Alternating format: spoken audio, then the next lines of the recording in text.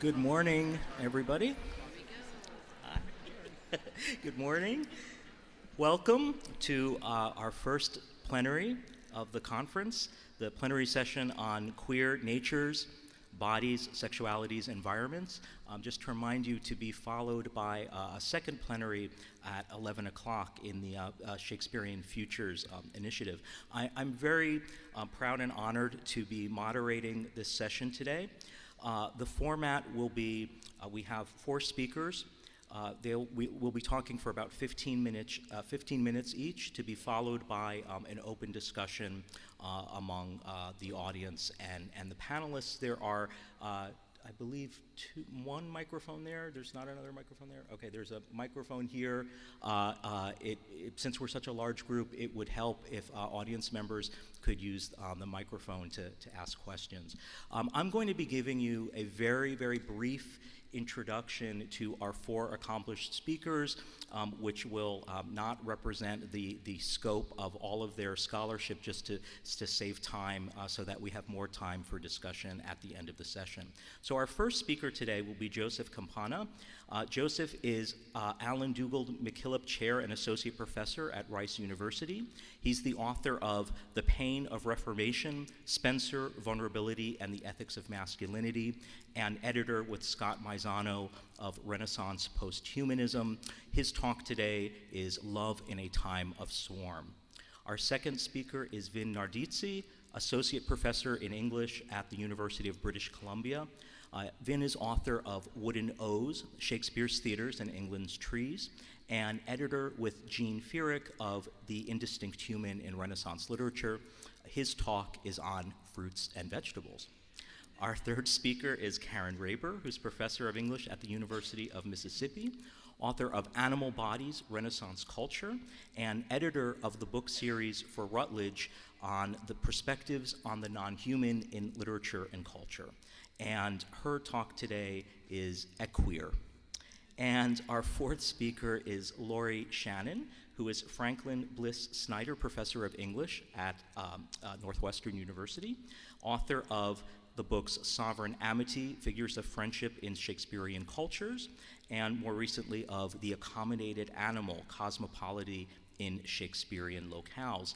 And her talk today is on nature's changing course, the question of Sonnet 18. So please join me in welcoming our 4 speakers.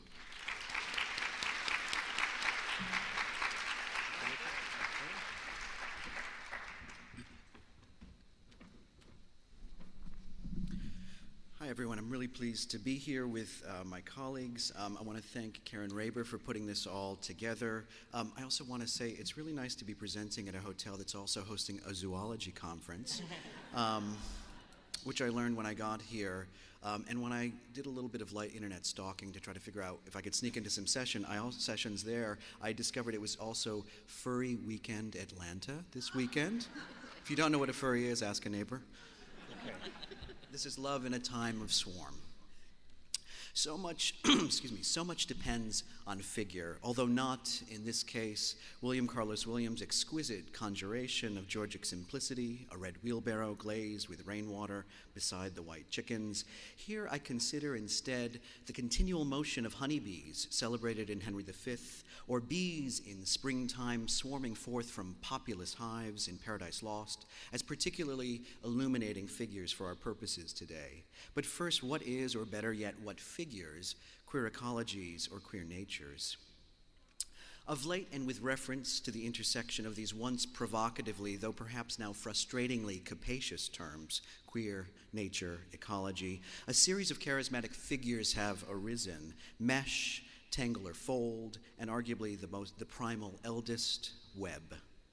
Building on the ecological thought while borrowing his central term from Eve Sedgwick's essay Queer and Now, Timothy Morton in the now widely cited Queer Ecology argues, quote, that life forms constitute a mesh, a non-totalizable, open-ended concatenation of interrelations that blur and confound boundaries at practically any level, between species, between the living and the non-living, between organism and environment.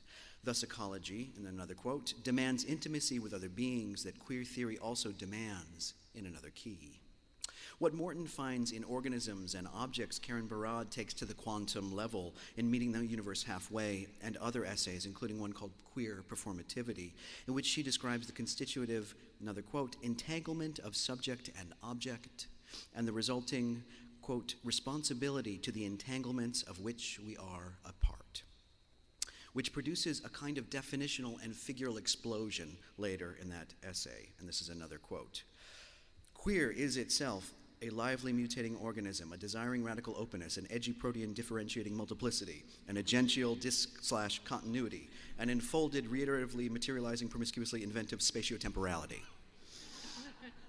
Mesh, tangle, and fold lean on the older notion of a web of life, which was common enough to provide the governing concept for John Storr's 1953 primer, The Web of Life, a first book of ecology, which describes for a young general reader the interrelationships characteristic of an ecological point of view. Capra's influential 1996 The Web of Life rebrands the figure for an age of deep ecology and a systems theory approach that addresses, quote, the highly integrative systems of life, which Jason Moore's 2015 recent Capitalism in the Web of Life foregrounds. So much of late depends on webs and folds and meshes, because from them arise the contours of a sensibility, a shifting constellation of the perverse and the polyvocal, the intimate and the interdependent, all of which seem to be valorized in increasingly mandatory and often aspirational aphoristic appeals to ever more elusive and implied political gains. And yet the perverse might not be polyvocal, nor polyvocality perverse, just as interdependency need not be intimate, nor intimacy a sign of interdependence. Moreover, in spite of decades of work queering the natural and thereby exposing the troubling invocation of a totalizing nature that justifies and enforces norms, we may now be in the odd position of having substituted a more politically palatable set of pluralizing ideals for seemingly more restrictive norms. Has a loop statement of naturalization arisen in the insistence that we're perverse, polyvocal, intimate, and interconnected because systems biology, deep ecology, and subatomic particles tell us so? Rather than web, tangle, or mesh, I turn here to hive and swarm, complex and ambivalent figures of collectivity, which focus attention on mutually illuminating dilemmas of polity and sexuality in early modernity, and of queer ecologies or natures in our own era. Hives might be intimate and interconnected, and yet Hive also names a tendency, of which we have been rightly suspicious, to a hyper-structured polity, ruthless functional differentiation, and imposing sovereign architecture, all of which might imply commonality or tyranny, community or totalization. Swarm might seem to name perverse polyvocality, but it also names both the destructive counter-tendency to sovereign order and a reproductive patterning that lent habitation and name to colonial logic as early as early America. But first, bees. Creatures, we learn in Henry V, that by a rule in nature teach the act of order to a peopled kingdom. A bee was a certain kind of figure, at least in part. It is a pattern to men, Charles Butler insists, in his 1609, The Feminine Monarchy, which was, if not the parent and original of early modern English bee books, then nonetheless the exemplary early modern instance. Butler did not, of course, originate the ancient ideal, old by the time Seneca insisted, apes ut aiunt debemus imitare, or we should, as they say, imitate the bees, an idea obvious given the successful career of apian analogy over millennia, and improbable because of the extraordinary gulf between bee and human. While a pattern to men suggests the gendered nature of exemplarity, it turns out to be more complex in the case of bees than the phrase might suggest. Perhaps it'll come as no surprise that Butler, royal beekeeper to Queen Elizabeth, would be the great proponent of the queen as opposed to the king bee. The sex of the master bee, as it was sometimes called, was one of several anxieties that this ideal and imitable apian order provoked. And here are some of those anxieties posed as questions. Did a queen or a king bee rule the hive? Are drones male or female? If they are male, are males then subject to a feminine monarchy or an Amazonian hierarchy in which they are not only lazy and useless, but seasonally banished or possibly murdered? Of course, by the women. If so, what implications arise from the proverbial exemplarity of bees? Do bees reproduce by copulation, corruption, egg-laying, or in some other, and this is a quote in a lot of these treatises, strange manner? All too easily, if understandably, concerns about sex and gender have tended to devolve on singular charismatic figures. The sovereign bee, conceived of as an individual who may or may not be he or she who decides the exception. The worker, the figure of industry par excellence that lends the hive its industrious exemplarity by being willing to work itself literally to death. And the drone, a figure of indolence, localized as either the lazy individual or a lazy class of individuals, say courtiers, whose seasonal expulsion guarantees hive survival. Attention to these figures, both in early modernity and our critical responses to it, tend to make one bee the unit of sexual and political measure. And yet, as Samuel Purchas puts it in his 1679 Theater of Political Flying Insects, one of the great titles of all books, una apia nulla apis. One bee is no bee, but a multitude, a swarm of bees. Collectivity, not individuality, governs here, drawing our attention to the creation, maintenance, and reproduction of hives and swarms more than of individuals. Articulations of ideal political order were a feature of early modern bee books, of course, but though such intimations were not without contradiction. According to Butler, and these are a few quotes from Feminine Monarchy, which I mentioned earlier, according to Butler, quote, bees abhor as well as polyarchy as anarchy, God having shown in them unto men an express pattern of a perfect monarchy, the most natural and absolute form of government. Monarchy though it may be, the beehive is also, another quote, a commonwealth, since all that they do is in common, without any private respect. Nihil norunt nisi commune. They work for all, they watch for all, they fight for all. In all appears a fracture, a familiar one, between the rhetoric of commonality and the binding agent of commonwealth, the figure of the sovereign. And this is Butler on that figure of the sort of sovereign bee. And all is under the government of one monarch, of whom above all things they have principal care and respect, loving, reverencing, and obeying her in all things. While she is well, they are cheerful about their work. If she droop, they faint also. If she die, they will never prosper, but thenceforth languish till they be dead. Many authors of many political persuasions, and you can track these across the many different bee books of the era, explore this absolute devotion, which John Levitt's ordering of the bees affirms with a citation from Virgil's Georgics. No creature more than the bee, quote, do so their king obey, who being safe and well, their minds are altogether one.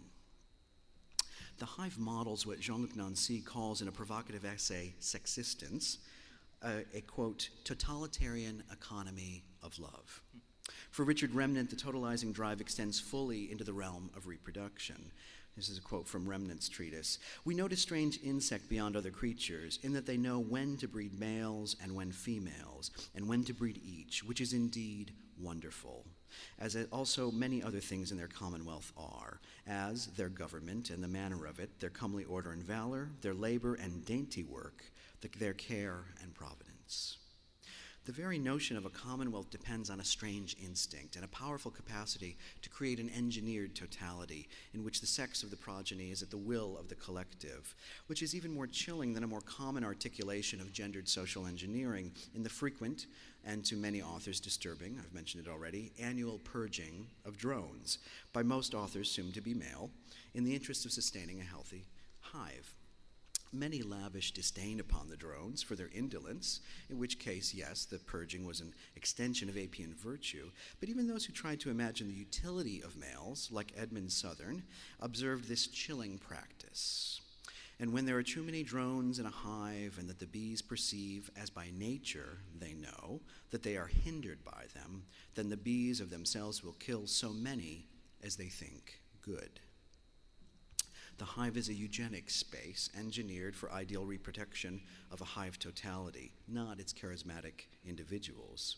Even basic advice about the care of hives reflected a sense of totality, as in the prefatory materials to John Worledge's 1675 Apiarium, which recommends, "Be sure not to plant anything near your hives, nor do any act that may be offensive or heterogeneal to their natures."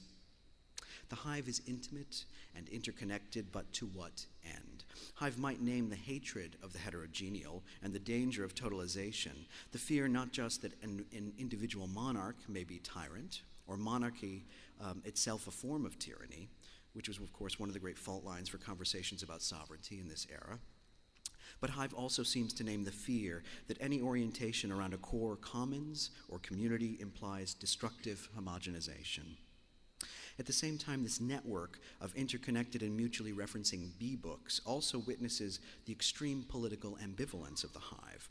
Butler and Rusden are particularly royalist, Rusden being Charles II's beekeeper, while John Day construes his hive as a parliament of bees, a place of active debate, dialogue, and parliamentary denunciation. While Thomas Moffat's Theater of Insects insists, bees are swayed by sovereignty, not tyranny. But neither do they admit of a king by succession or lot, but by due advice and circumspect choice. And although they willingly submit to regal authority, yet they retain their liberty. Hives might be Republican, Royalist, or somewhere in between, across bee books, or even within the very same text. Such constitutive ambiguity about nature's political paradigms cautions us about what Mary Bain Campbell, in a stellar essay on bees, calls the politically dangerous appeal to the moral authority of nature. Swarms, too, were figures of extreme ambivalence. Moffat, like others, treated the predictably destructive caterpillars that Shakespeare's Henry IV and VI both reviled. But more interesting is the closing note of Swarm Panic in the final entry of Earthworms, the entry called Of Earthworms. Having recounted destructive hordes of caterpillars earlier, there's little surprise to see pestilence strike again. Yet the entry recounts swarms of historical note from 970 and 1104. The latter, more prodigious swarms, quote, "were seen diverse flying and flying worms in the air in such an infinite multitude that they darkened the light of the sun, seeming to deprive men's eyesight therefore. And shortly after this monstrous and unnatural wonder, there followed other strange and seldom seen prodigious sights on the earth. And what a boisterous storm of troubles, and raging whirlwind of war, and bloodshed shortly after ensued, the event whereof did plainly manifest." Depictions of bee swarms express a capacity for violent, anarchic rage, as in the angry swarm of the Amazonian Radegund, who afflicts Artegall and Talus in Spenser's Legend of Justice. Manifest in such passages is a view of the swarm from the perspective of the hive, destructive anarchy, and a particularly early modern fear and fascination with vermin that extends beyond species, and that Lucinda Cole describes beautifully in her recent book, Imperfect Creatures. What made vermin dangerous was less their breed-specific cleverness or greed than their prodigious powers of reproduction through which individual appetites took on new collective power, especially in relation to uncertain food supplies. Swarm Panic indulges a persecutory fantasy about insect life, sure, but the terrifying truth may be that swarms indicate appetite utterly indifferent to the human.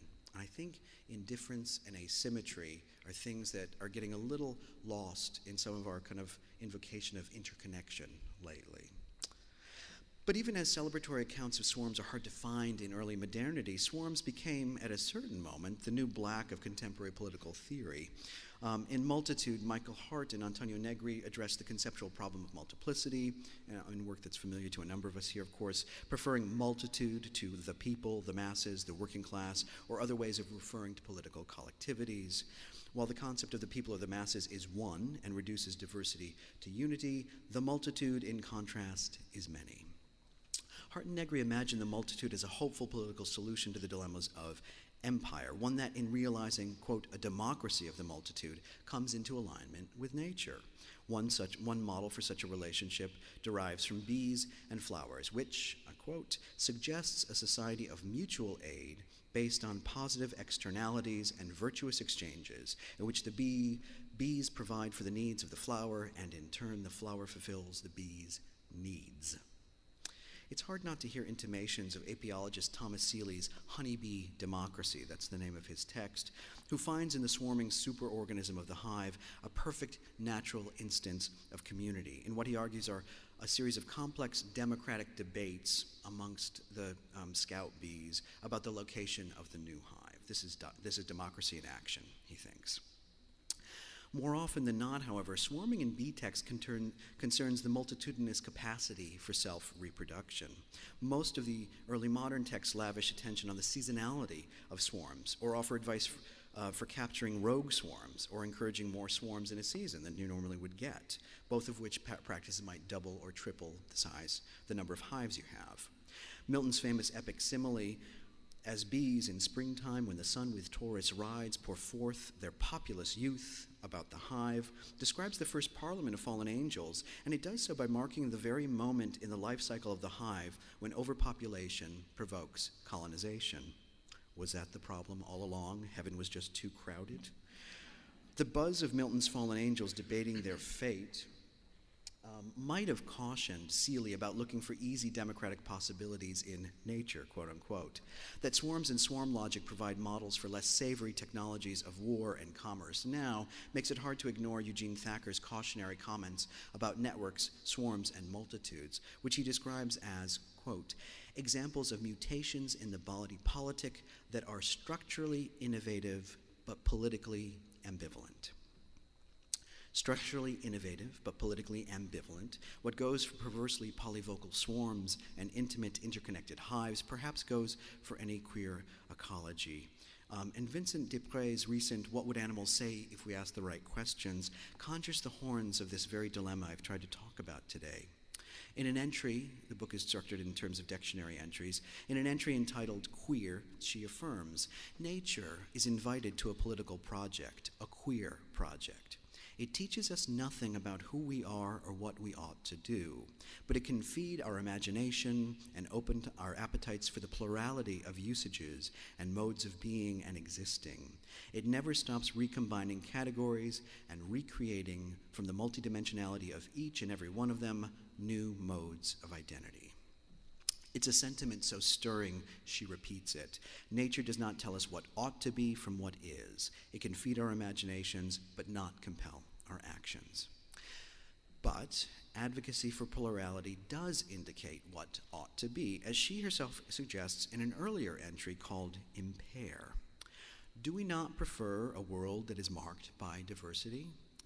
For variety is in the process of becoming a moral response, an abstract and all-terrain response, which indicates that we're going too fast and simply making variety into generality. In other words, variety is becoming a response rather than constituting a problem. At this moment in critical history, after a couple decades of queering nature, I think queer ecologies may be at risk of becoming merely a reflex, an all-terrain moral response, rather than constituting an invigorating problem. And while there's something visceral about the hope attached to meshes, tangles, and webs, we're all busy little bees, full of stings, making honey day and night in a world of hives and swarms. Thanks very much.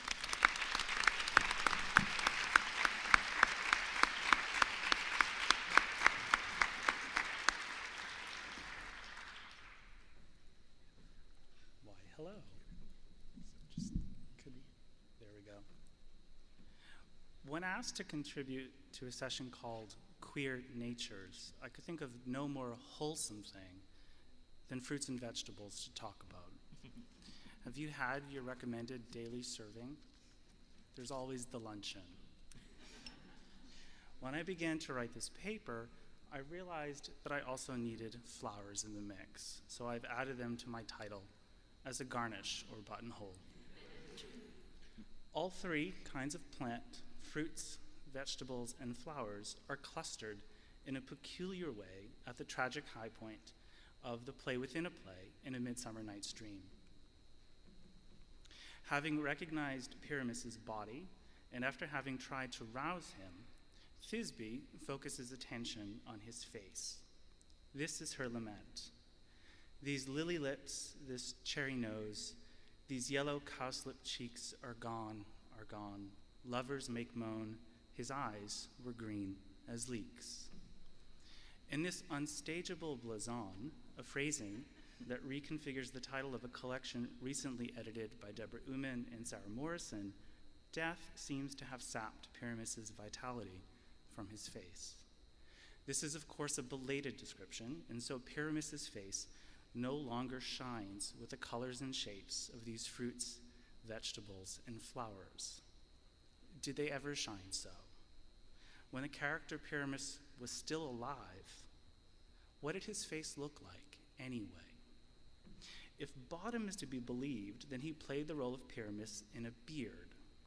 The options from which he says he could choose are vibrant indeed: straw color, orange tawny, purple and grain, and French crown color, your perfect yellow. But we do not know which set of whiskers he selected for performance.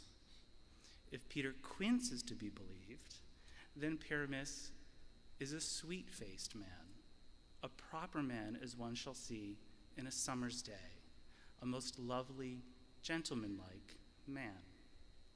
Sonnet 18's "Shall I compare thee to a summer's day" is an intertext for Quince's appraisal. Like the beautiful young man whom the speaker of the first sonnet associates with beauty's rose, Paramis is, in part, at least, a bouquet of flowers. Studying the role of Thisbe in the Athenian woods, Flute salutes most radiant Paramis, and observes that Paramis is most lily white of hue, of color like the red rose on triumphant briar. These paired flowers should appear, as they do in Shakespeare's Rape of Lucrece, in the fair faces field, that is, in the cheeks. It may be that the application to male bodies of roses and lilies, both of which are signs of female beauty in love poetry, inspired by the Song of Songs, and written in the wake of Petrarch, is a genderqueer technique. But in this respect, Paramis is no special case. In Richard Barnfield's Affectionate Shepherd, white and red, quote, "as the lily and the blushing rose, grows on the face of a boy named Ganymede," and the young man of Shakespeare's Sonnet 98 is celebrated as the pattern of lilies white and the deep vermilion in the rose. As Thisbe views him just after he's died, Paramis differs also from his peers, both male and female, in the poetic tradition. She suggests that when Paramis was alive, his face scrambled, regular patterns of beauty. The lilies should have been visible on his cheeks, but Thisbe remembers that they were on his lips. In her mourning, she makes no mention of the red rose that features in the script that Flute was practicing. In this memory, both flowers have been replaced on Paramis's cheeks by the yellow cowslip, a sallow flower that may point back to the pallor of the lips. For its part, the cherry, which has been unlinked from its more typical correspondence with lips, and which Thisbe had already associated with her own lips when she neared the figure of Wall, once bedecked Paramis's nose. Since this acting troupe's theatrical signature is comical disfigurement, we could regard Flute's turn as Thisbe as one more instance of inept acting.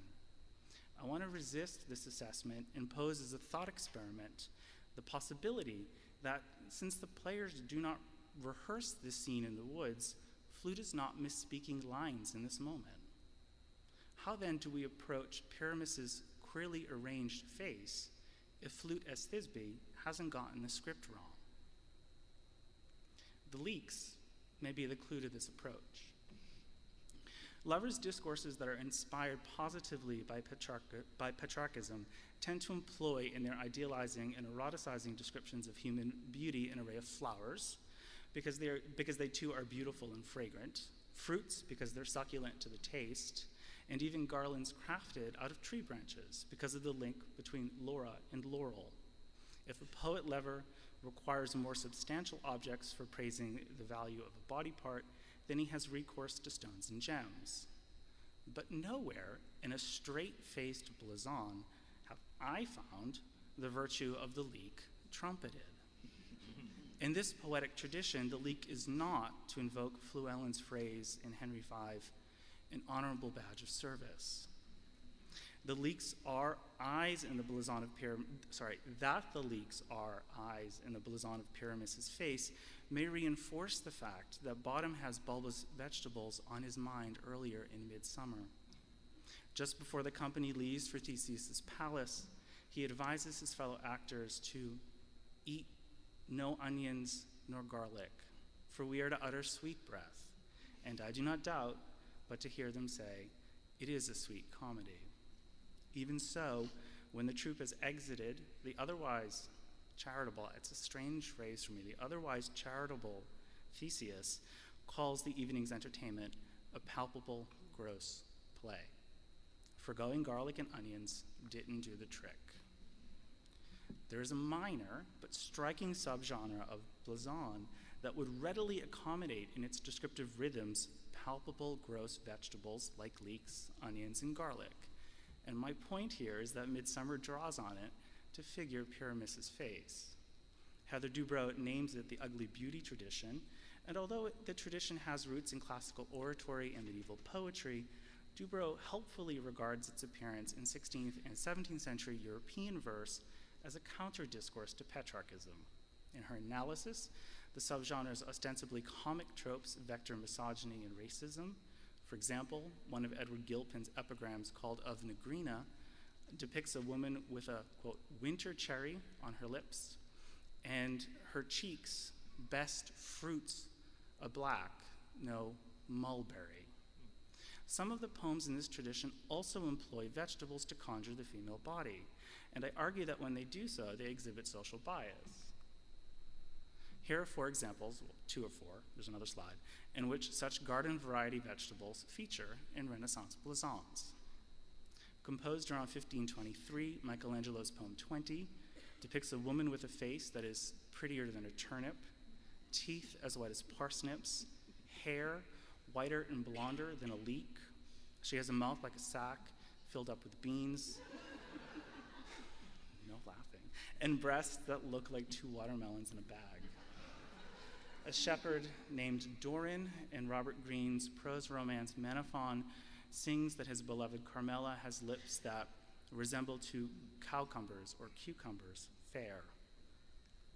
The speaker of John Donne's The Comparison observes of his mistress that, like a bunch of ragged carrots, stand the short, swollen fingers of her gouty hand. And in a poem called The Description of 3 Beauties, which was published in 1655 and which has been attributed to Sir John Menis and James Smith, the speaker depicts the character Mopsa from Sidney's Arcadia, and I'll have a few things to say about her in a minute, as having saffron teeth and lips of leeks, as well as a neck of carrot. Beans, carrots, cucumbers, leeks, parsnips, and turnips in no way ennoble the mouth, the neck, the lips, the hair in the lips, the teeth, and the face's complexion. Gathered together as if in a homespun basket, these similes and metaphors express a de-idealizing and de-eroticizing earthiness. They attempt to transform these women, young and old alike, into culinary staples that their real-world counterparts cultivated in kitchen gardens, and that were then consumed at table in daily servings.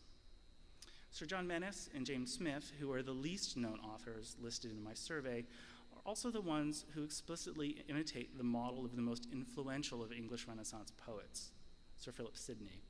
For his part, Sidney had extended little kindness in the New Arcadia to the pastoral servant Mopsa.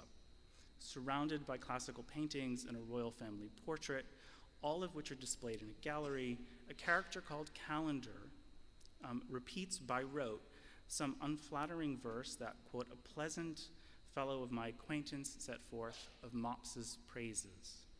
In this sonnet, Mopsa comes into view as an unsightly hodgepodge of colors and shapes. She has a hyacinth-like forehead, opal cheeks, sapphire lips, hair like crapplestone, which I think is the stone that sits in a toad's forehead, skin like burnished gold, and hands like silver ore untried. Sidney thus mocks the blazon tradition by framing Mopsa in one. In imitating Sidney, Menace and Smith replaced the gems and metals of Mops's features with vegetables that are presumably more befitting so coarse a shepherdess. With his leek-like eyes and rearranged botanical face, Bottom's Pyramus keeps surprising aesthetic company with this class of low women, fruits, and vegetables.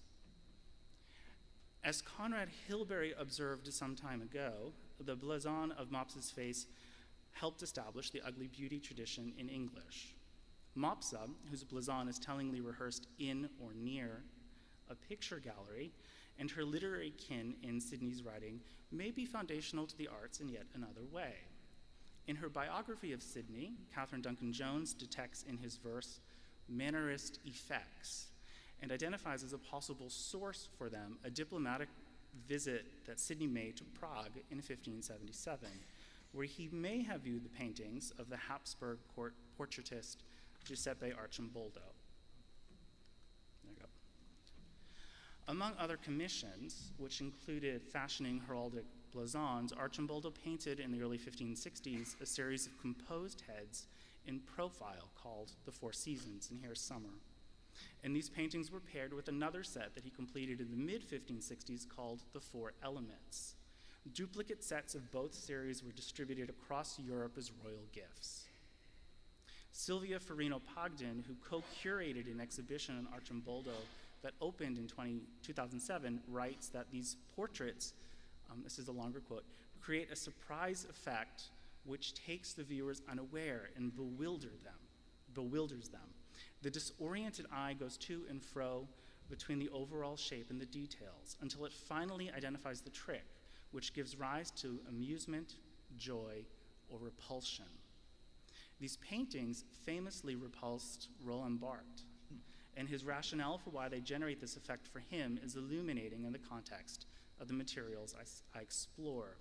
The paintings, he observes, attempt, quote, to intercept a metamorphosis, and its incompletion places on display a malaise of matter, a swarm.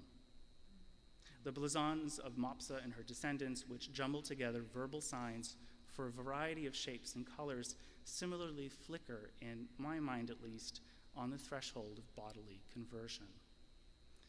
If, then, we grant that Sidney's blason is Archimboldesque in its stylings, might Pyramus's face, or better yet, the script that captures it, likewise be? So far as I can tell, Pyramus's face is nowhere blasoned in this way in English translations of Ovid that date from the period. How do we have the capacity to see with Thisbe's eyes? Would we also witness in the dead face of a proper man as one shall see in a summer's day a different transformation, the loss of a sweet face akin to, but certainly not the same as, what another 20th century enthusiast of Arcimboldo called an anthropomorphic still life. In Eco-Critical Shakespeare, Robert N. Watson reads the blason of Pyramus's face and says that in it we, quote, encounter an Arcimboldo. It's probably summer. And Watson reproduces an image of summer in that chapter. This is Philip Paz's recreation of summer. That's my boyfriend. Both artworks evidence for Watson the, quote, interpenetration of ourselves with external nature. In broadest terms, we could say that one goal of the eco-critical project in Shakespeare studies in the last decade has been to recover and maybe even marvel at the outlines of an early modern ecosystemic human being whose interpenetration with and by an external nature feels, by more contemporary measures, queer. But as I hope to have shown, the signs through which early modern artists rendered such a body were never neutral. They marked differences in gender, class, and race. In the blasons and portraits I study, we glimpse one moment in a longer cultural genealogy that makes, sometimes only rhetorically, and sometimes literally, but always, I think, violently, certain bodies into fruits and vegetables. Thank you.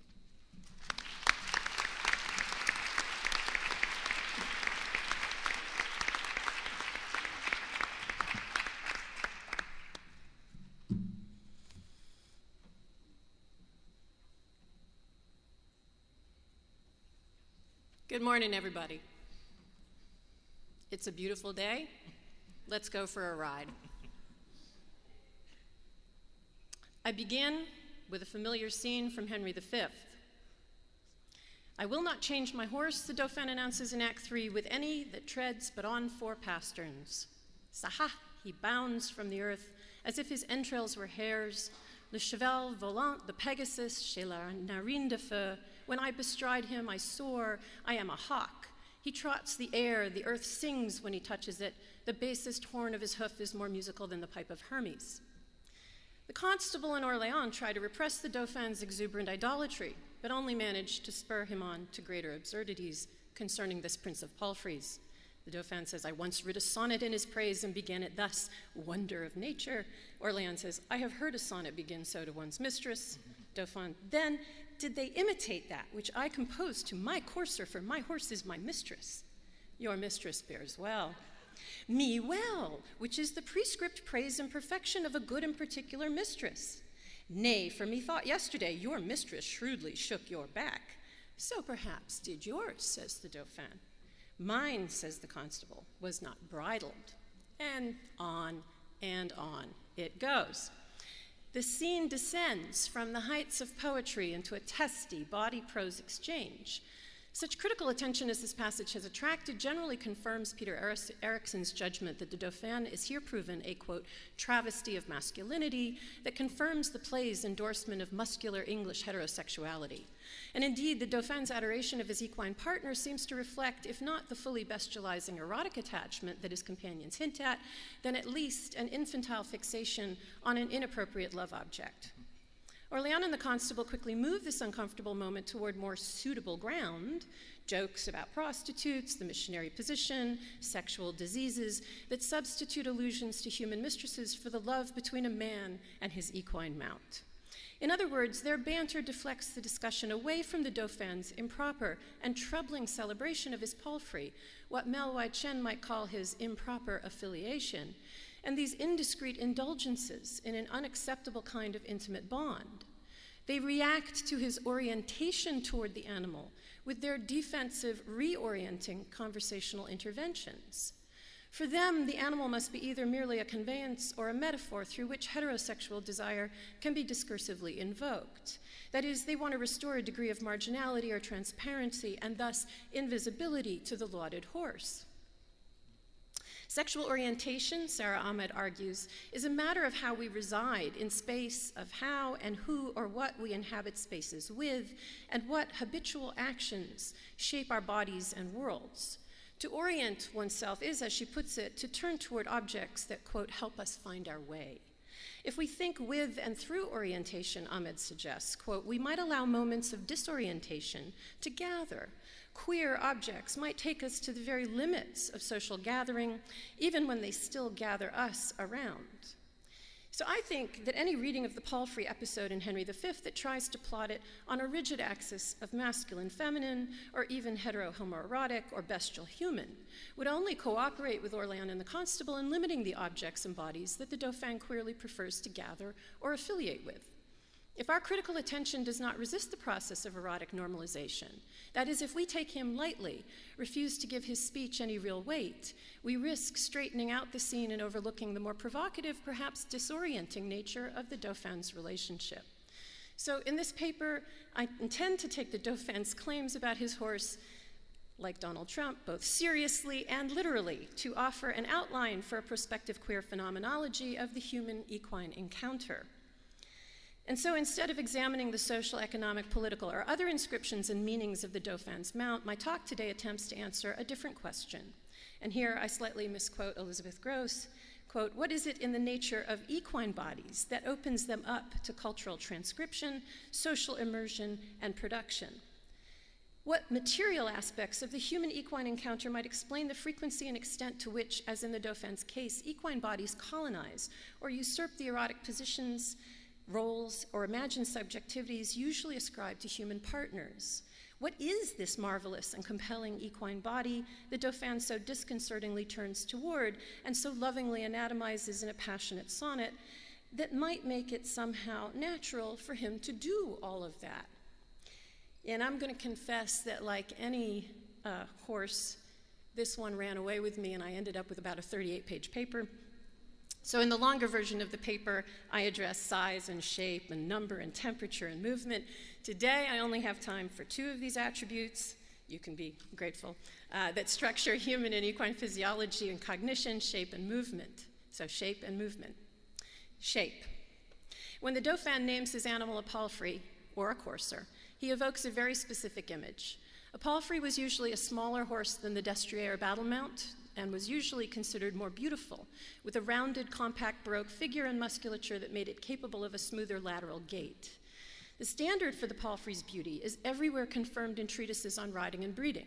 Michael Barrett, for instance, describes the ideal handsome horse as one with ribs that, quote, bear out in rotundity like a barrel, and he requires it also to be round-backed, while Thomas Blundeville prefers the Neapolitan to the Spanish genet because the latter's, quote, buttocks are somewhat slender. And generally he approves animals that are, quote, full of muscles or brawns of flesh with short backs and great round buttocks.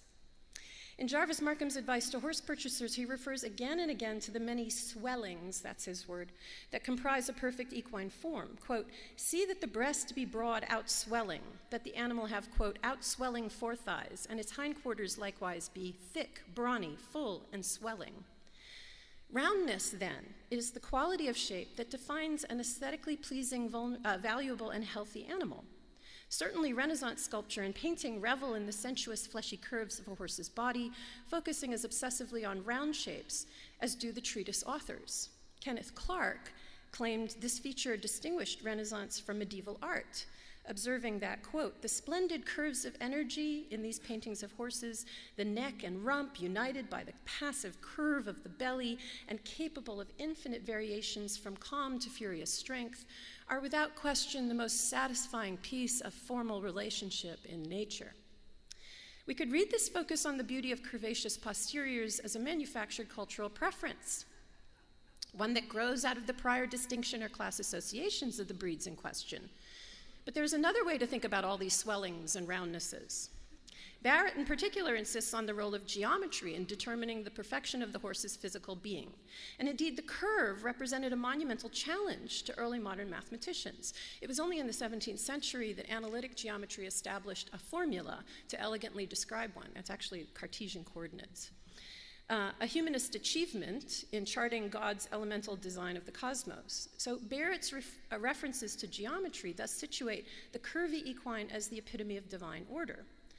Current work in neuroscience suggests that the attraction, perhaps even the erotic magnetism of curves for the human observer, may in fact be hardwired in the human brain. The University of Toronto psychologist Orshan Vartanian conducted a series of experimental brain scans involving variously curved objects and found that, quote, our preference for curves cannot be explained entirely in terms of a cold cognitive assessment of the qualities of curved objects. Curvature appears to affect our feelings, which in turn drives our preference. Such a bias toward curves may have evolutionary origins, he actually suggests that, in our avoidance of sharp objects. But whatever the origin, the bias is linked to affective stimulation. And equine curves present a viewer or a rider with a range of affordances that telegraph the potential pleasures of human equine anatomical engagement. The fleshy roundnesses, those fatty and muscular swellings Markham dwells on, both mirror and complement a rider's own curving anatomical structures. They invite hands, eyes, and legs to linger, to touch, to assert pressure, or surrender space to another's form. Curves, we might say, are thus primordial visceral sources of relational and erotic gratification. Motion. The Dauphin's adulation of his horse extends to its musical hoof, which he says makes the very earth sing in response to its touch. Elizabeth Le Guin has compared the training of horse and rider to musical education, noting that the achievement of perfect kinesthetic harmony between these two distinct bodies requires the same coordination and synchronized rhythm as does playing an instrument. So William Cavendish, for instance, uses the analogy of lute playing to illustrate the, quote, good music that good horsemanship produces. Quote, he that has not a musical head, Cavendish concludes, can never be a good horseman. The several gaits of the horse, the walk, trot, canter, and gallop, and the variations in breed, size, and shape require a repertoire of riderly adaptations to different cadences. And Le Guin points out that in the production of an artistic equine ballet, it is the horse's bodily intelligence that calls the tune. So that if the rider does not listen, she says, that is, follow and enhance the motion with his own corporeal discipline, the result will be forced and effortful. Supplemented movement, such as that made possible by an equine partner, is, however, a remarkably queer thing. Through riding, relatively slow human bipedal propulsion is swapped for quadrupedal speed, which can be suddenly adjusted, its direction and rhythm modified in an instant, allowing huge alterations in the experience of time and distance. Early modern literary examples of equine movement that perplex the usual rational frameworks for recognizing relative speed include the problem of how, for instance, Spenser's Red Cross Knight and Una can travel at apparently irreconcilably disparate speeds. Right? He pricks or spurs swiftly across a plain while she rides slowly behind him with her dwarf, and yet somehow the two of them always remain together. The knight, the image affirms in Spenser, lives in rapid martial bursts determined by his mount's collected or extended speed. Una moves instead at a lithic pace like the rock she stands for allegorically. Yet this kind of interpretation relies on the undergirding material fact of the relative and variable velocities of which horses are capable. To experience breathless speed on horseback involves entering the alien space and time in which an equid naturally dwells. At the core of Hotspur's rash, impatient nature in 1 Henry IV, for instance, is his identification with his mount, a creature through which his desire to meet and conquer how, quote, hot horse to horse, is ultimately triangulated. Equally, when Sidney's Musidorus, the Arcadia's masterful centaur-like horseman, first appears, riding the mast of his wrecked ship out of the sea, quote, as if on horseback, we are invited to recognize that riding implicates human bodies in an unfamiliar and even hostile material environment. Like sailing or swimming, riding a horse requires human adaptation to the pulse of a foreign medium, the swell and retreat of waves corresponding to the complex tempo of equine gaits. A horse is, as the Dauphin insists, a theme as fluent as the sea. And like the ocean, riding can result in shipwreck. Steve Mentz locates a marine element in the Dauphin dolphin's protean name and playful nature that gestures toward the possibility of a more than earthbound future for humanity. I think Mentz would agree, though, I know he would agree, that oceanic equine motion can be dangerous, right? The Dauphin, for instance, takes a tumble, not from his horse, but from the heights of its accomplishments expressed in poetry, dragged down into earthbound prose during the pun-filled exchange imposed by Orleans and the Constable. The Dauphin tries to bring his companions down with him. He parries the Constable's joking reference to a bridled and so presumably more proper female human sexual partner by warning, "They that ride so and ride not warily fall into foul bogs. I had rather have my horse to my mistress." The descent of the conversation into scurrility reproduces the sexually corrupt fallen state of mankind that makes such a descent inevitable. Human mistresses, bridled or not, can still pass along diseases in their, quote, foul bogs. But in hinting that the Constable's mistress will give him the clap, the Dauphin, too, has taken a catastrophic spill, one that has shattered that transcendent rhetorical union he was establishing with his beloved mount. A rider can be elevated by his horse, he can be carried above the earth, defying gravity aboard a Pegasus or a Bucephalus, matching the light fall of its hoofbeats with his supple hip and hand, but the unwary or unskilled rider might also plunge earthward, coming down like glistering phaeton, as Richard II puts it, to end up as, quote, bemoiled, as is Kate in The Taming of the Shrew, when she tumbles down a, quote, foul hill and is pinned under her mount. Shakespeare, Sidney, and Spenser all unhorse any number of characters to demonstrate their internal, often sexual disorder. Demetus in the Arcadia, in the Fairy Queen, Paradelle, Scudamore, Sanglier, and Archimago, in Shakespeare, both Richards, Talbot, Kate, and Falstaff, and probably dozens of others. Falls like these punctuate early modern literature to illustrate human failures of control over the passions. The horses involved, therefore, primarily bear the burden of human exceptionalist ideologies. But again, refusing to account for the embodied experiences on which these ideologies are built risks erasing the phenomenological engagement between equine and human that makes ideology possible and meaningful. A fall is also always simply a fall, a sudden physical return to a limited, frail, vulnerable body at the mercy of its mount's footing. Perhaps the most famous fall in early modern literature is Montaigne's, recounted in his essay on practice. Out riding one day on his undemanding but not very reliable horse, one of his men, mounted on a huge, quote, fresh and vigorous farm horse, ends up crashing like a colossus or a thunderbolt into Mantegna, who refers to himself as a small man on a small horse. Horse and rider are upended, and Mantegna is nearly killed. I'm sure you all know this episode. The event prompts Mantegna's reflection on the body's independent agency and mobility when it tries to save itself as it falls, and he draws a direct line between its flailing gestures and autonomous sexual arousal. Quote, "Every man," he remarks, "knows that he has a part of his body which often stirs, erects, and lies down again without his leave." Overpowered and unhorsed, struck by lightning and reminded of his small stature by a colossus, Mantegna undergoes a kind of life-threatening coitus interruptus that imagines both horse and human bodies to be alien and hostile environments. So to conclude, literary texts like Henry V involve what Ahmed might call a kind of social gathering of readers, of characters, of described, implied, and present bodies. What we choose to turn toward or away from limits the kinds of phenomenological engagements we recognize and value.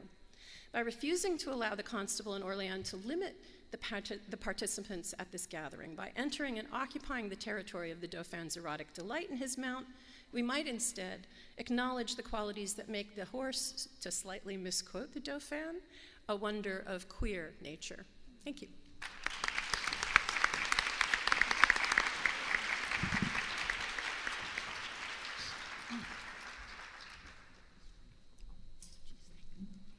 You guys make a tough act to follow, a series of tough acts to follow. I want to start, of course, by thanking Karen for organizing this unruly group, and also thanks to the SAA leadership, and I want to mention Lena in particular, for their efforts to foster new work. I'm certainly very grateful to have a chance to address a conference that has meant so much to me as a space for conversation over the years. I've tweaked my subtitle, as is the prerogative of speakers, to Asking Questions with Sonnet 18. I open with some questions to set up possible horizons for Sonnet 18's own opening question, especially insofar as that famous first line asks what kind of relation holds between the beloved and his larger environment or cosmos. Because two more general queries take vivid shape here in the critical focus enabled by our increasingly ecological attention. First, is humanity to be considered as an included part of nature, however we decide to define that? And you might as well see nature with a capital N throughout the talk. Is humanity to be considered as an included part of nature, or should a certain separation be observed to reflect nature's historical, cultural, and conceptual quality? This question of human exceptionalism is a traditional enough knotty problem, from theology to ecological and evolutionary theory and history to epistemology to moral philosophy. But Shakespeare's poem asks it with unusual directness, even simplicity. Second question, does queerness, again, however we decide to define that, pertain exclusively to human domains and phenomena or not? How might the anti-identitarian trajectories of queerness, brilliantly elaborated originally around overwhelmingly human questions of sexuality, desire, and affect, address the operations of nature or even describe something about the cosmos itself? Does the application of queer concepts to non-human things, for example, anthropomorphize those things? Or should queer capacity be numbered among those other old chestnuts, reason, language, a soul, and tool use, as an assertion of species privilege now susceptible to exposure as species myopia?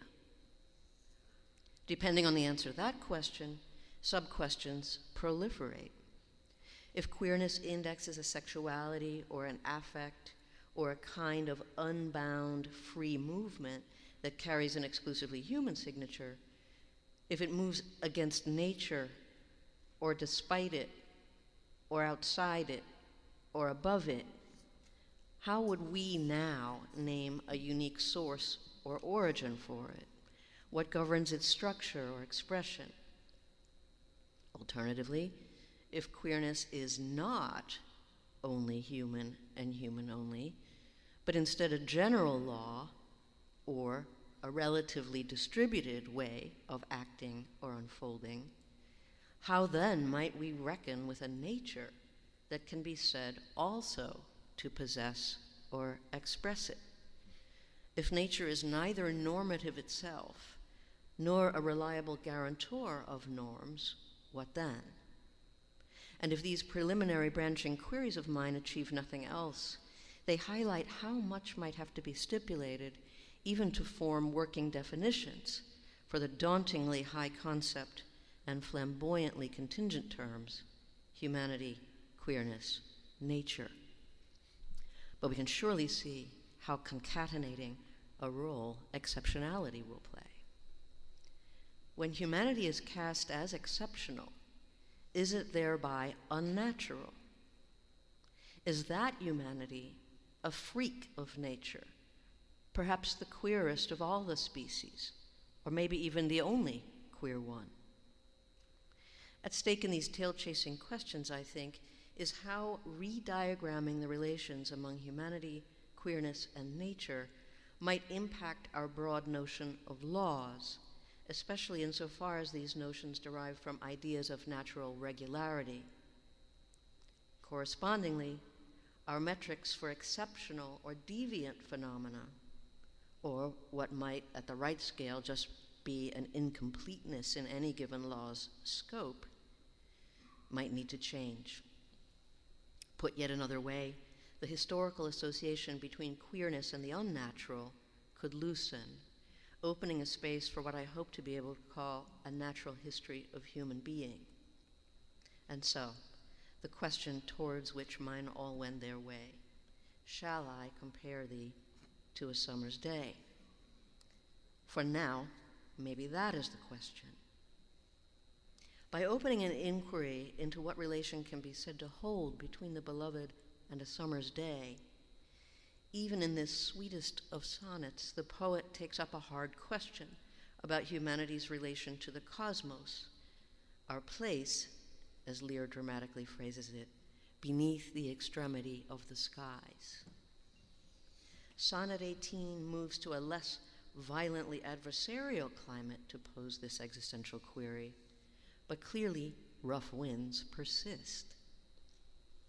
Shall I compare thee to a summer's day? Not can I, or even should I, but shall I?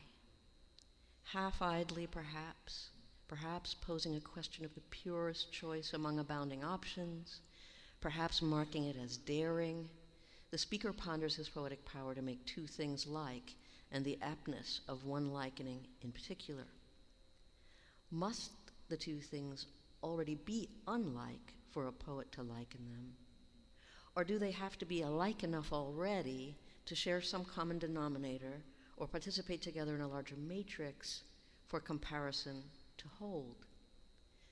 The answer to this shall I would seem to be not just a no, but a cascade of them, as the sonnet inventories an insufficiency of likeness. Put to the test, the summer's day trope notoriously lacks integrity. It turns up more contrast than comparison.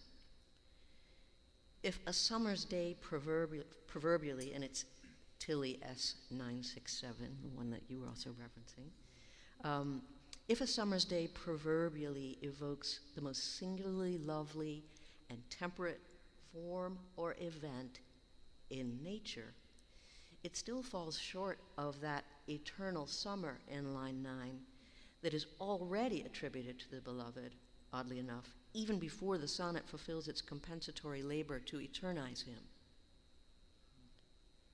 The familiar cadences of the poem proceed to arraign the summer nature makes as too flimsy for the task at hand. Since rough winds do shake the darling buds of May, and sometimes the sun shines either too hot or too little, his gold complexion dimmed, a whole range of adverse qualities far too easily intrude on natural summer, on summer itself, on summer as such. Meanwhile, summer's own sweet properties constitutionally can't withstand cyclical change or the foreclosures of time. The problem with summer's lease is not only that it has all too short a date, but that it has any end date, any terminus at all.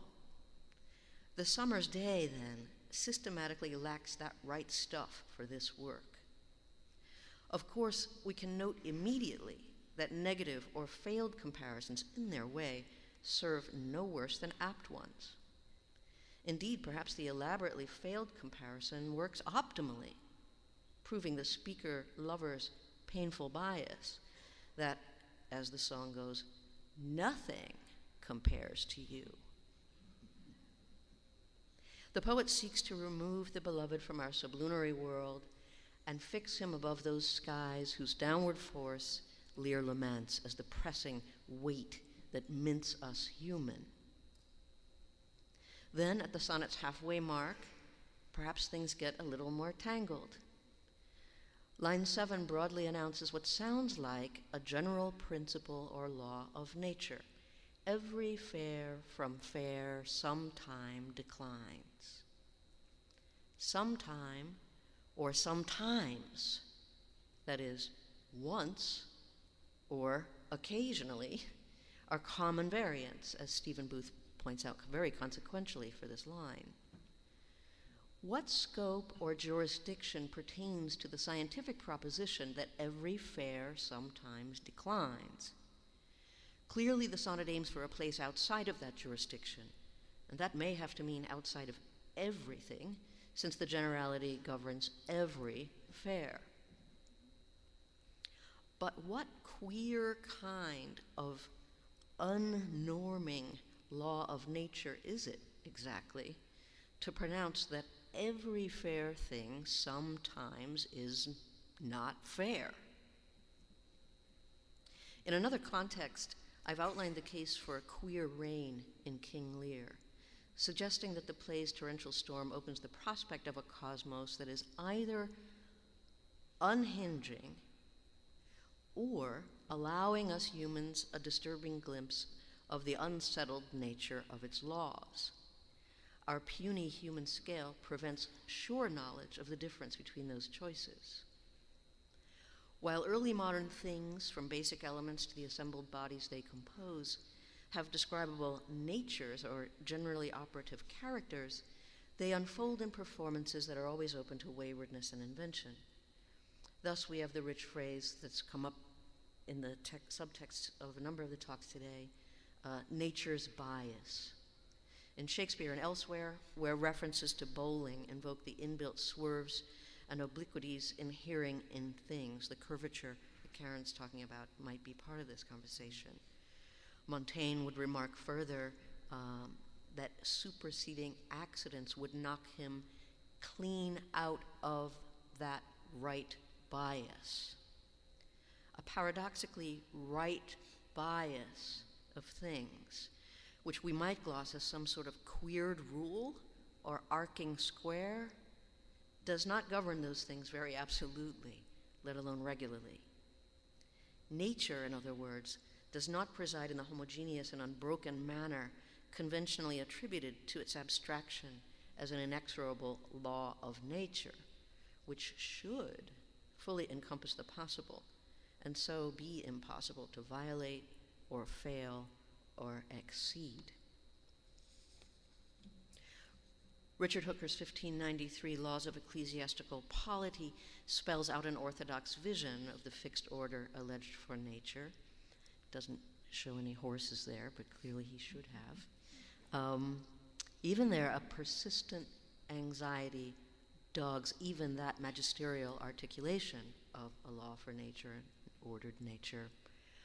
God, Hooker expounds, riffing the homilies, made a law for the rain and decreed unto the sea that the waters should not pass his commandment.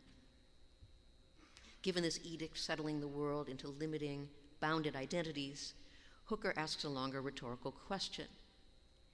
if nature should intermit her course and leave altogether the observation of her own laws, if those principal elements whereof all things in this lower world are made should lose the qualities which they now have, if the frame of that heavenly ark erected over our heads should loosen and dissolve itself, if the celestial spheres should forget their wonted motions and turn themselves any way as it might happen, if the moon should wander from her beaten way, what then?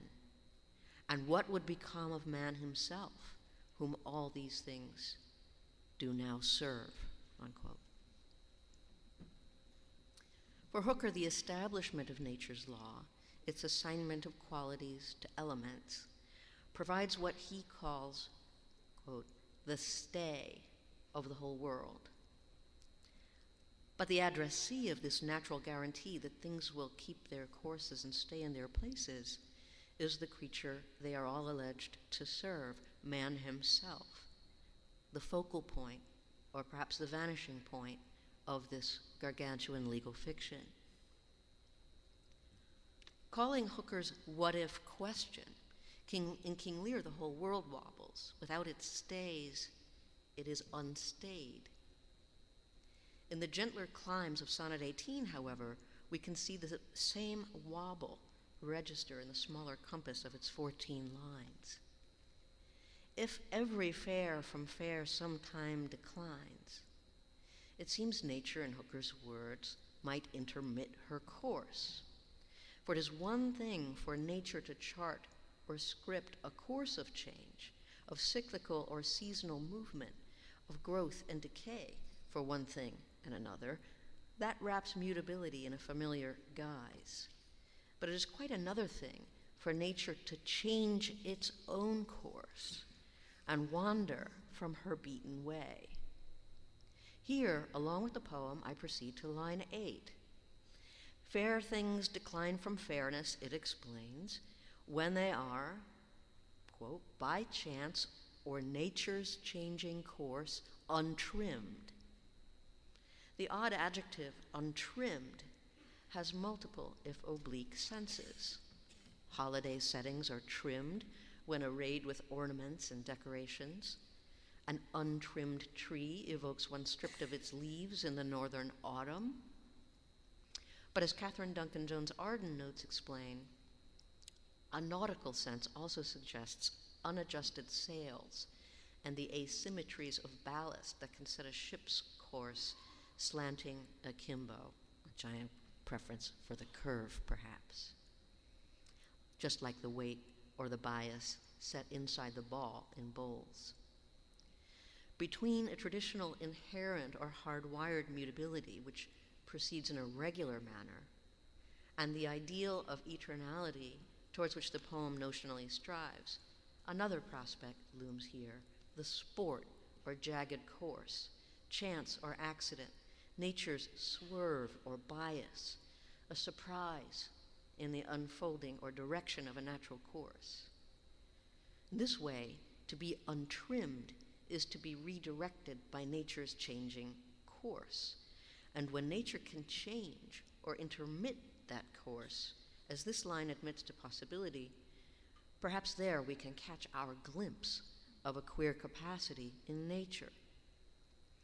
But since we cannot say whether this owes to a radical freedom in nature, or just the unfolding of some law too big or too remote for us puny creatures to grasp, the queerness in nature, perhaps nature's prerogative, may also coincide with the limits of human knowledge.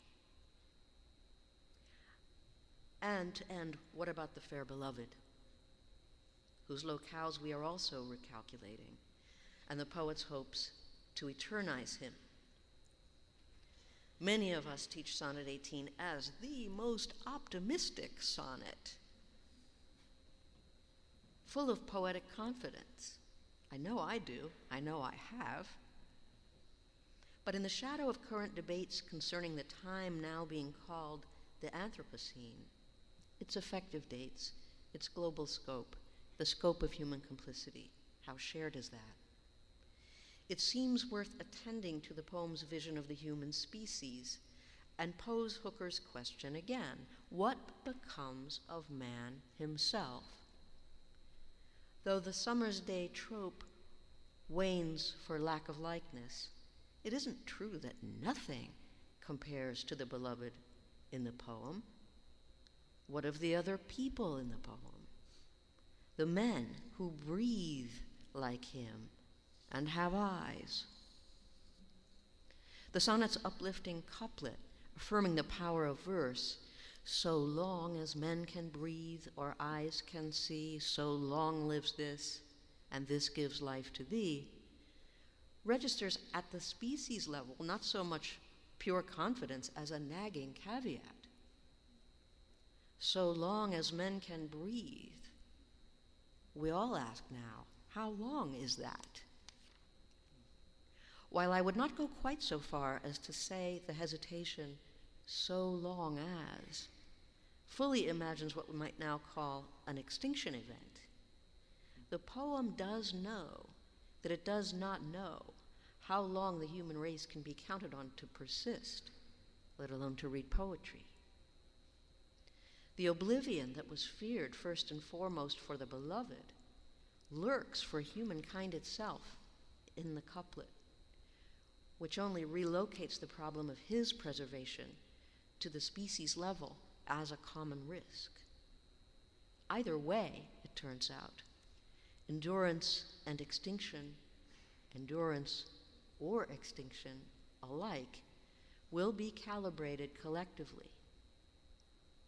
In this glimmer of the possibility of a future without us, the couplet finds a way to remind us that beneath the extremity of the skies, tossed by rough winds even in springtime, we huddle in this predicament that we really might want to consider keeping on calling humanity together. Thanks.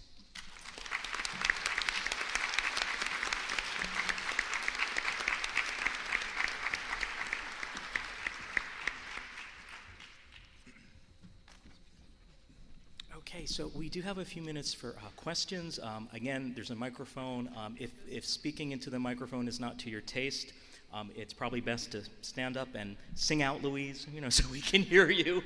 I also just any question is appreciated, but I think I would particularly appreciate questions that somehow engage the whole panel. But of course, any questions. So yes, Valerie. Hi, I'm Valerie Traub.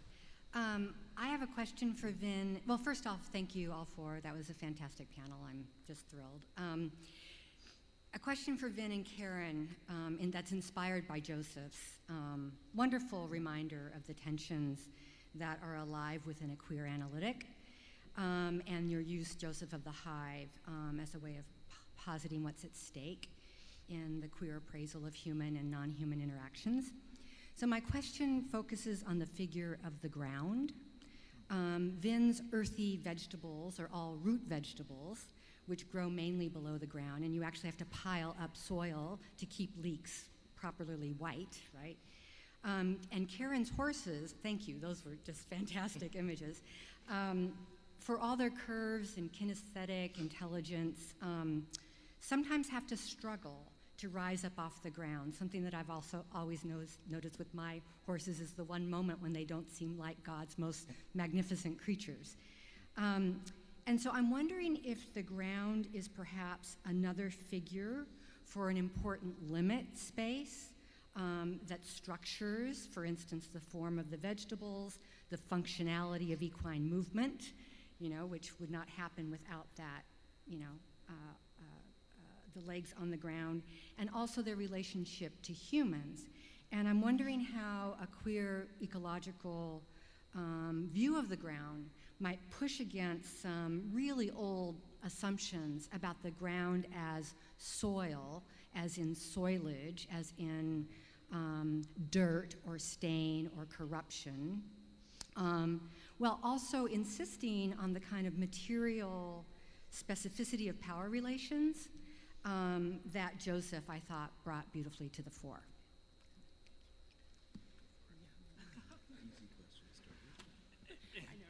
It's a gorgeous question, and I think it beautifully connects Karen's paper and mine. And, okay, I'll try harder. I think it's a gorgeous question, and I think it beautifully sort of makes a link among 3 of the papers. And what's so interesting to me about the question as I think about it is how something theoretically like the swarm requires an airborneness, and Val's question is precisely about a kind of earthiness or groundedness. And you know, I think that the desire to be airborne is it may be like one of the queerest fantasies because of lack of capacity, right? And so for me, the groundedness is a reminder not just of a kind of humanness, sort of the humus of the human, but also about how we're grounded collectively and differentially. And I think that those are 2 important things to keep in mind. I'll stop now and pass on. Yeah, I mean, I think that's a great question and an important part of the framework in which you would want to understand probably all of these papers at some level. And I don't have a whole lot to add except that to emphasize that the fantasy of being airborne is precisely what's at stake in the Dauphin's speech, in parts of it that I didn't even get to cover, and in a number of the treatises, as well as the evolving practice of horsemanship, that this is precisely the fantasy of not being earthbound. And those moments of unhorsing are the return to kind of the material conditions that the animal imposes, right? The animal itself is earthbound, as Val noted, and there's only a fantasy involved, which can be rudely interrupted, usually displaced onto characters who somehow don't merit becoming elevated, and yet it's not a problem that only applies to those characters. So that's one of the ways in which things like class and race, et cetera, get offered and sort of are contained, but then the containment fails at some level, right? Sorry, I'll say just something very quickly, and I know there are other questions. I couldn't help but thinking during Valerie's lovely question about Paul Monet's poem Gardenias, and the question of sort of visibility and exposure having different stakes. And there, a poem very much about the very, very long history in which sort of floral imagery figures a certain kind of conversation about sexuality, but the sort of bulbs of flowers and that sort of phrase, sour secret hidden in the mine of pain. And he's talking about extraordinary loss, but also a question about that unfurling, which may not be simply, say, humanist exceptionalist extension through fantasy, but also the visibility of particular kinds of desire and sexuality. Actually, I've got my okay. Is this one working? Yeah. Just to pop a tiny note onto that, in connection with the requirement of earth under our feet to keep us standing up, our famous upright posture, there's also, if you think about natural history as in love with the enumeration of bodily specs of all the creatures, one can think not only of our notorious lack of a tail, but the sheer absence of wings on the human body poses such a colossal logical problem from the standards of point of view of perfection, and what is enabled by one part or another. Our wing envy might be another topic, marking a deficit. Right? Yes.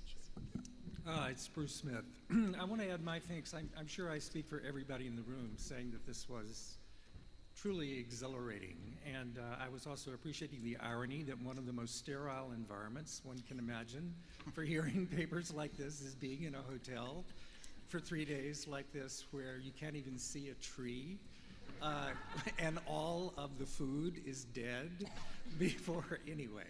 Okay. This question actually follows from Laurie, I think, yours. And it comes out of a personal experience when I was hiking, when I taught at Georgetown, went out to the Shenandoah National Park, was hiking solo in a really remote place and had an encounter with a bear that was eating honey out of a rotted log. There was no way for me to escape. It was a successful encounter, but I think that we face an extreme situation when we think about animals when we think about natural things that we have no control over and that could eat us, which is not something that, it's an extreme, it puts us in an extreme situation.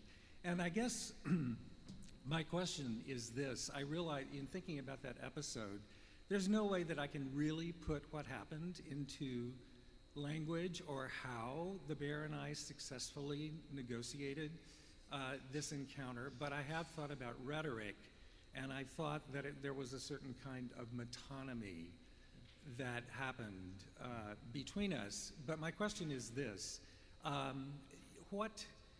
if you think about thinking about this in queer terms, what do you think a queer trope or a queer mode of rhetoric would be for describing these relationships beyond simile and metaphor, which were very rife in the papers that you so wonderfully presented? Is that too perverse a question? It's a hard question. I think I better retire here. Exit pursued by a bear. That's a safe strategy. Maybe I can sort of just, I feel like I should say something because there's honey involved, but I don't know if I have anything to say. Maybe I should ask, maybe one kind of question is, what's the urgency to move beyond simile and metaphor? Only because I think languages of making accomplish all sorts of interesting things. And so I don't know if that would get us to something either more queer or more real necessarily. All right, I don't know what to say. I'm a poet. I really love metaphors. So I'm probably the wrong person to answer this question. I just was wondering about, thinking about the English equivalence in Putnam of the disruptor. Yeah. And thinking about it's not just putting it across rhetorically to make it more effective. I'm just thinking about the interface of language, human language, with the very phenomena that we're talking about. So what if we stop thinking in terms of human language? What if we stop thinking in terms of speech and instead thought about rhetorics of the body, rhetorics that are completely alien to the ways in which we communicate?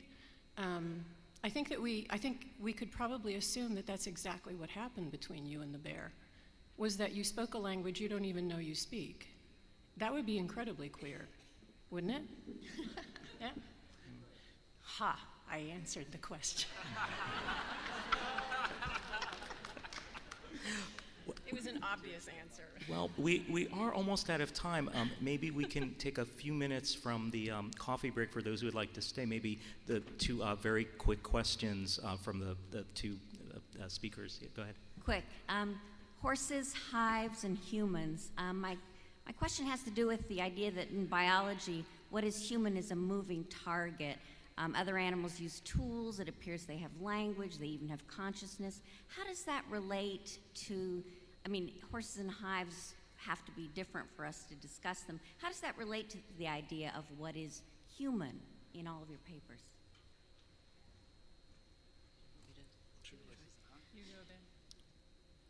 Just to give that to take a stab at it, part of what I hope becomes possible, not just by this work, but by the work of a variety of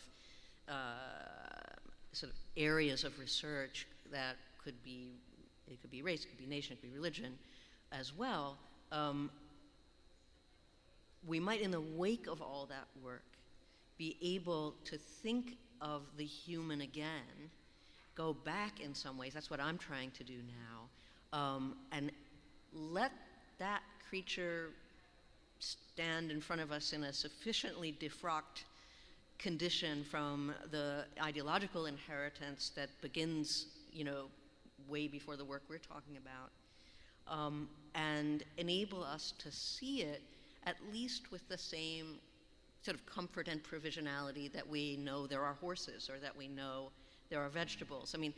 all ontologies are accordion-like, and one sets the boundaries wherever one sets it for whatever particular purpose. But I think that it's the horrific grandiosity of the kind of claims that have been associated with humanness and humanity that we now not only need to move away from, we're all doing that all the time, but we need also not move so fast that we leave it as a category more deconstructed than, say, the category of the bee or the flower. I'd like to figure out a way to be sufficiently willing to talk about humans, bears,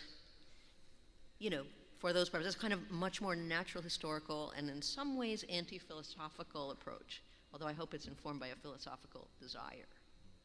I'll just say very quickly, I think, too, there's something interesting as I read these bee books. The thing that of the many things I love so much about them, every time there's an attempt to sort of categorize politically what's happening in a hive, there's a fascinating kind of pushback, so that the hive isn't merely sort of a convenient metaphor for what's already happening in sort of human polity, nor vice versa, nor is it simply there's a one-to-one, this idealized hive sort of nature thing, right, that we can imitate. There's a constant pushing back. As soon as it seems like a human institution, there's something that sort of resists it. Or, yes, it's naturally true that the drones are pushed out, but what exactly do you do with that, since it doesn't seem to quite fit in all of the paradigms that sort of associate with it? And I think that interplay gives us a much richer account of the human, which I think also was one of the hopes of so much of the work on ecology and animals, which was that would happen. Would you like to take one final question? Is that okay? Thank you. Okay, final question. Evelyn Gajowski, University of Nevada, Las Vegas. I'll be very brief. It's not even a question, it's just a comment. Helen Caldecott read Sonnet 18 at Stanford University back in the 80s when nuclear war was a palpable reality under Ronald Reagan. And I found myself sitting in the back at the back of the auditorium just sobbing because of this radically new meaning to Sonnet 18 that had never occurred to me in my life till then. And Lori, I just wanted to thank you for doing the same thing today for me and for everybody. I thank Karen for organizing the panel, every one of you for your wonderful papers. I thought Bruce's adjective was wonderful, exhilarating. And thanks to the Board of Trustees for making this a plenary session. Indeed, thank you. Thank you, everybody. Thank you.